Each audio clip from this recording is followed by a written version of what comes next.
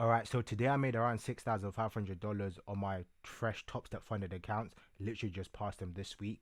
And obviously, just getting my feet wet, nothing crazy. Hopefully, as we get into the new year, I'll be able to see if I can scale them and then hopefully be able to get some payouts from them. But here's the proof of the 6,500. Obviously, that's copied across two accounts, so proof for the haters.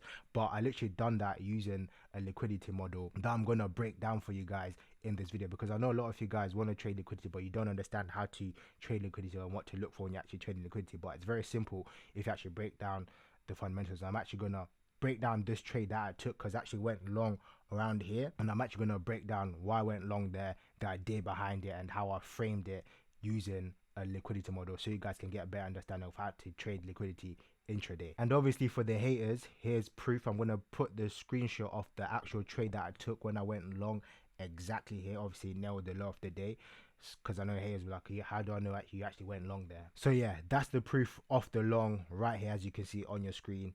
Nailed the low of the day. So let's get into how I actually was able to frame the trade. So when you're trading liquidity, it's very important to go into the markets with a bias. And what do I mean by that? So you just need to go into the markets understanding where is price most likely to draw next. And obviously if you're coming into the markets with a bias, it makes it easy to then trade liquidity, because all you then need to do is literally just wait for the right time of day where manipulation happens, and then you just literally trade that manipulation, obviously as a liquidity trader.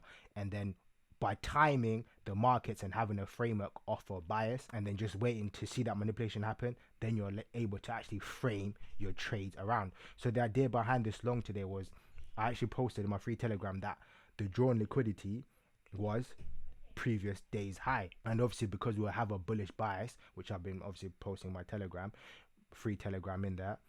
I don't know why you're not in there, go check that out, links description below. We've already had a bullish bias. So if we have a bullish bias, that means that our liquidity targets, our draws on liquidity, are going to be previous day's highs, previous session highs, previous 3 days highs. Those are then become draws on liquidity as price draws higher.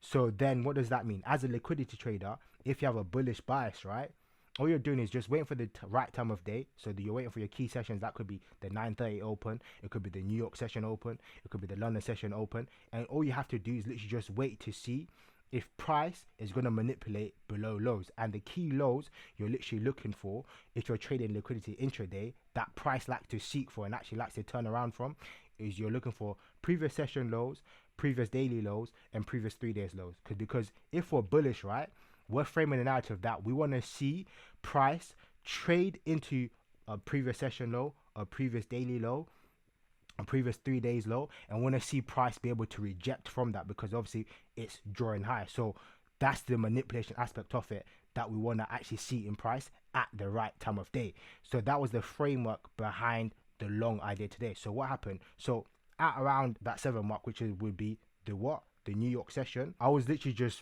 watching price, and then I saw that price was near what?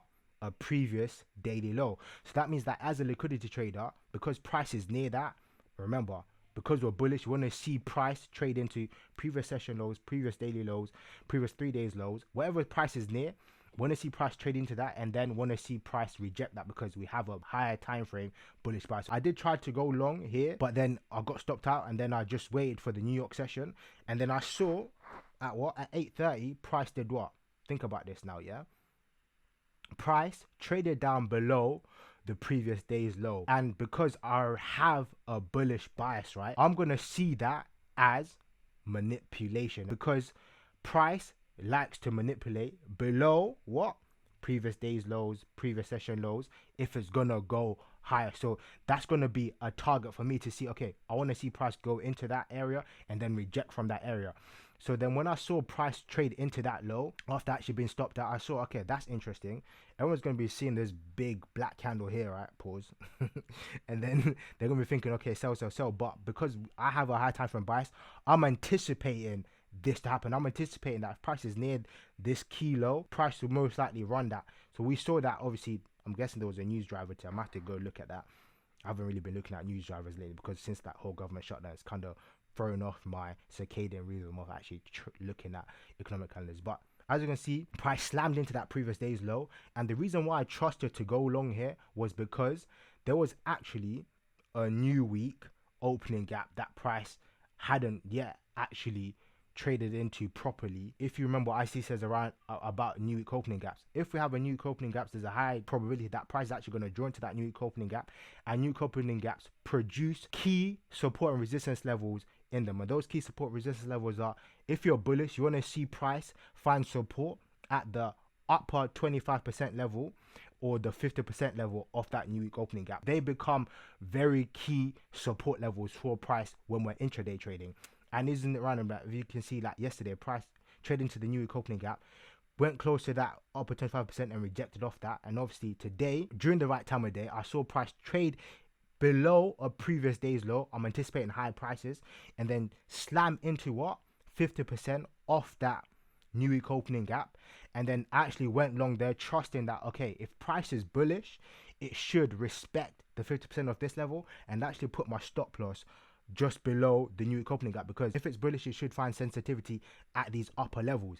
And as you can see, I trusted that idea and I trusted that logic that, okay, price is bullish, and then I went long there, and then I put my stop loss there. So it was about I think it was like maybe a 20-point stop. I literally risked like $400 to make like $2,000, targeting my previous day's high, because I know, because I'm bullish, they become targets for where I take profits at. Obviously, you guys might be thinking, okay, that sounds a bit more complicated, but how would I then participate in this if I maybe didn't understand the idea of trading the new opening gap? So that was my framework of this trade, was that we had a key level below a previous day's low, and the logic around the new opening gap was the reason why I actually went long as price trading to 50%, trusting that it shouldn't reject that. But you don't even need to know where it's going to turn out, and obviously that's a bit more advanced. But all you would have had to do if you was a liquidity trader, you would have waited to see that manipulation happen, and you'd have waited to see the confirmation of that manipulation. So if you can see that price traded below the previous day's low, and what happens, we see that price created that bullish market structure shift with displacement after trading below previous day's low.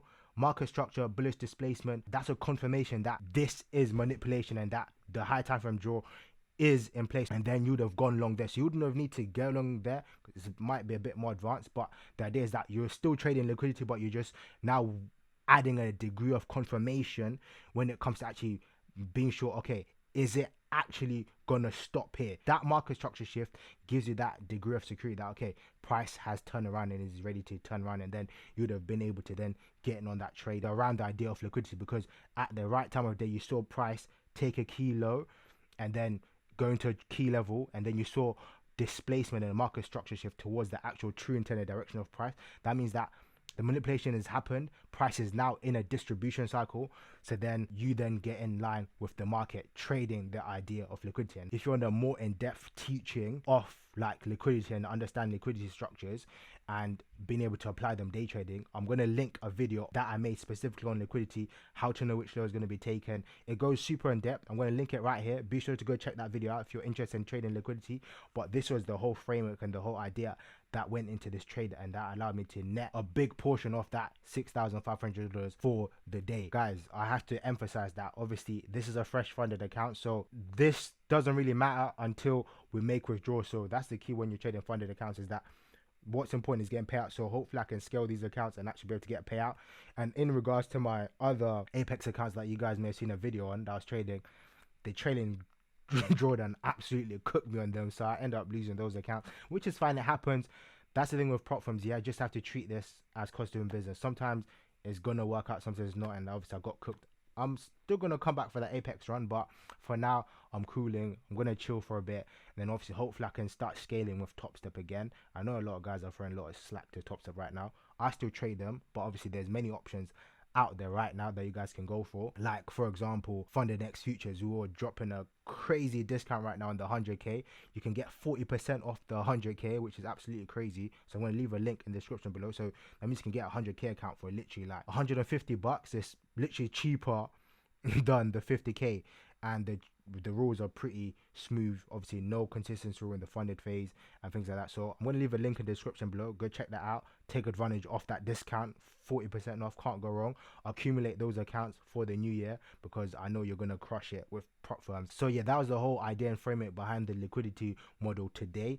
So I hope you guys found value in this video. If you did, let me know in the comments below what you found valuable and what you're struggling with as an IC trader, what sort of videos you want me to make around what topics, and then obviously I can make those videos so I can teach you guys and give you my insights from obviously 9 years of doing this. Be sure to go check that in-depth liquidity video out. Like, comment, subscribe, and I'll see you guys in the next video.